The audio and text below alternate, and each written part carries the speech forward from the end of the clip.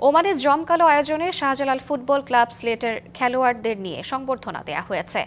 Oman প্রতিনিধি ফোরকান মাহমুদ জানান, অনুষ্ঠানে প্রধান অতিথি ছিলেন বাংলাদেশ সোশ্যাল ক্লাবের চেয়ারম্যান সিরাজুল হক, অতিথি ছিলেন ইফতেখার উল হাসান চৌধুরী, সভাপতিত্ব করেন খোকন মিয়া, রিজওয়ান আহমেদ সুজন এবং আখতার হোসেনের সঞ্চালনা অনুষ্ঠানে আরও বক্তব্য রাখেন আজিজুল হক বাবুল, আব্দুর রহিম, মহসিন আলী সরকার, তৌহিদুল আলম এবং বাংলাদেশ সোশ্যাল ক্লাবের বিভিন্ন উইংসের নেতৃবৃন্দ।